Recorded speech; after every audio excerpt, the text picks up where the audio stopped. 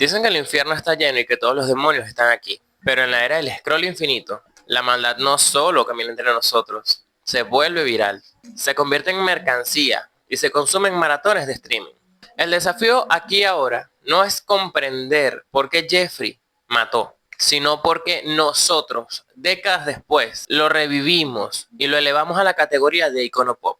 ¿Cuál es el costo de monetizar la monstruosidad? ¿Y hasta qué punto la fascinación se convierte en glorificación? Esta es la historia de cómo la infamia se vende y cómo la toxicidad se hace viral. Para entender el fenómeno viral, primero hay que recordar la realidad de Jeffrey Lionel Dahmer, Milwaukee, a finales de los 70 y hasta 1991. Una ciudad que, como tantas otras, prometía el sueño americano, pero que guardaba su propia pesadilla en secreto. Dahmer no era un villano común, como el de las películas, sino un hombre callado con el que te podías cruzar tranquilamente en un supermercado, o podría ser tu vecino. Su crimen no era solo matar, era la frialdad, la metodología y el desprecio absoluto por la identidad de sus víctimas. Fue realmente el resultado de un sistema que ignoró las alertas, de la soledad y de la malicia que escaló hasta convertir un modesto apartamento en un escenario de horror. Dahmer no operaba solo en las sombras. En un mundo sin teléfonos inteligentes, su herramienta de depredación era la proximidad. Su modus operandi ya era un preludio de la toxicidad digital. Él buscaba vulnerabilidad, seducción rápida y anonimato. El mismo ecosistema que hoy se encuentra en las aplicaciones de citas. En los 80 usaba bares y centros comerciales. Hoy habría usado Tinder o Grindr, camuflándose entre millones. Los reportes de sus víctimas, como Conerak Sintasonfan, fueron desestimados por la policía. Un claro ejemplo de indiferencia institucional hacia minorías y comunidades vulnerables. Este no fue solo un monstruo, fue el fracaso del sistema. Un fracaso que permitió que la malicia se gestara y escalara hasta 17 asesinatos, hasta que el horror finalmente se desbordó de aquel apartamento, en el número 213 de la calle North 25 Street. Esta fue la realidad cruda que el mundo conoció en los 90, pero que las redes sociales décadas después reetiquetaron como un trend en TikTok. Y ahí, justo en ese salto, es donde comienza nuestra verdadera historia. La segunda resurrección de Dahmer es un fenómeno cuidadosamente empaquetado y vendido como entretenimiento premium. El catalizador no fue una morgue, sino la plataforma de streaming más grande del mundo. Imagino que saben cuál, ¿no? Netflix. La serie de Ryan Murphy era una máquina de crear trending topics. La elección del protagonista fue la jugada maestra, la inyección de turbo al motor de la viralidad. Eligieron a nada más y nada menos que Evan Peters, un veterano de las narrativas oscuras, conocido mundialmente por su trayectoria en American Horror Story, donde ya había perfeccionado el arte de interpretar a personajes oscuros, perturbados y complejos. Esta decisión no fue casual, fue una elección estratégica que capitalizó su fama de años entre el público joven y su credibilidad para el rol de psicópata. Sabían que al poner el rostro de Peters en el póster, estaban garantizando no solo calidad actoral, sino una reacción en cadena inmediata en las redes sociales, donde su base de fans ya estaba lista para debatir y consumir el contenido. La serie no solo vendía la historia de Dahmer, vendía la actuación de Peters. Y esa diferencia es clave para entender cómo un monstruo de la vida real se convierte en un producto para los fans. La revictimización de la familia fue inmediata. Eric Perry, primo de la víctima Errol Lindsay, utilizó Twitter para revelar que sus familiares se enteraron de la existencia de la serie de Netflix el mismo día de su estreno. No hubo una consulta, no hubo un aviso, solo la noticia de que su dolor sería consumido como el show más visto en la plataforma.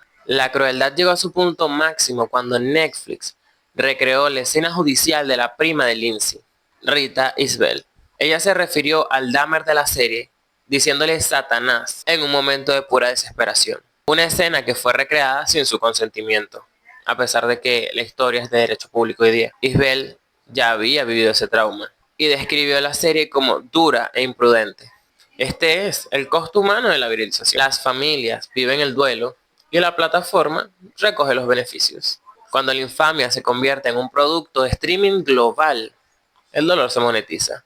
El casting de Evan Peters y la narrativa que tendía a profundizar en la psicología del asesino crearon una paradoja. Y el villano era de repente la estrella indiscutible de la temporada. Pero las advertencias de las familias de las víctimas simplemente fueron un ruido de fondo. silenciado por el rugido del algoritmo. Cuando la infamia se convierte en un producto de streaming global, el dolor se monetiza y el contexto se simplifica. La serie no solo revivió la historia de Dahmer, sino que de manera indirecta le dio permiso a Internet y a nuestros usuarios, obviamente, de jugar con ella. Si Netflix fue la puerta, la alfombra de bienvenida, sin duda, fue TikTok. El caso, una historia de horror, se simplificó a un Dahmer chic o aesthetic. Gafas de aviador, poses inexpresivas y así. Lo que empezó como una crítica social se transformó en una estética oscura. Y la infamia de aquellos actos se convirtieron en una mercancía digital. Mientras millones hacían scroll a un filtro o a un edit, las voces que realmente importaban eran silenciadas o invisibilizadas. Shirley Hughes, por ejemplo, la madre de Tony Hughes, una de las víctimas de Jeffrey, declaró que no entendía. Y cito, no entiendo cómo pueden hacer eso, no entiendo cómo pueden usar nuestros nombres y publicar cosas así. Y mucha razón tenía. No nos vayamos tan lejos. Basta simplemente mirar el feed. Vemos edits con cientos de millones de likes. El algoritmo recompensa el shock y la controversia. Los criminales se vuelven populares por la simplicidad de la acción. Si un edit es lo suficientemente oscuro, genera vistas. Y esas vistas se traducen en más difusión para la figura del criminal. Esto nos lleva a una paradoja moral contemporánea. Al consumir a Dahmer como entretenimiento, estamos pidiendo a las plataformas que nos den más. El monstruo genera clics. Los clics generan ganancia. Y esas ganancias incentivan a la industria a producir más contenido sobre la maldad. La estética Dahmer no es solo ropa. Es una forma de protesta tóxica que dice, soy lo suficientemente oscuro para entender y admirar lo prohibido. Y mientras la conversación gira en torno al actor que lo interpreta o al último edit viral, las historias de las víctimas se quedan en notas a pie de página. El espectador olvida que detrás de la etiqueta del caníbal de Milwaukee hay 17 tragedias que fueron silenciadas por la fama de su verdugo. Esa simplificación es el verdadero crimen de la era digital. La normalización de Dahmer fue tan profunda que se salió de las pantallas para llegar a las tiendas y a las fiestas. La glorificación llegó a su cúspide cuando plataformas como eBay se vieron obligadas a prohibir la venta de disfraces de Jeffrey Dahmer para Halloween. Y es aquí, en este juego de normalización, donde el peligro real se vuelve palpable. Cuando la fascinación por un asesino cruza la barrera de la ficción y la estética, se corre el riesgo de generar imitadores. La historia nos lo ha demostrado. El fenómeno de los copycat killer es algo real. Asesinos como Heriberto Seda copiaron los métodos del asesino del Zodíaco, buscando esa misma celebridad. Al convertir a Dahmer en un fenómeno de moda, la sociedad le está dando un guión de fama al siguiente monstruo. El legado viral de Dahmer no es la historia de su crimen, como debería ser, sino la historia de nuestra propia adicción a la controversia. La pregunta final es, ¿cuál será el siguiente monstruo de la morgue judicial que rescataremos para convertirlo en el siguiente icono viral de la temporada? El caso Dahmer, en su versión viral, es un espejo. Nos muestra que en la era de los likes, la narrativa de las víctimas es sacrificada en el altar de la controversia. Y si no estamos atentos, el crimen se reduce a un hashtag y la tragedia a un meme que nos hace sentir oscuros por un momento. El desafío ya no solo es conocer la historia, sino tener la valentía ética de no convertir el sufrimiento ajeno en entretenimiento barato. En Criscap no solo contamos historias, las analizamos. Si crees que el True Crime debe ser más que solo una serie de hechos, entonces tu lugar es aquí. Pulsa el botón de suscribirte y activa la campana para unirte a esta comunidad en crecimiento. Déjame tu comentario.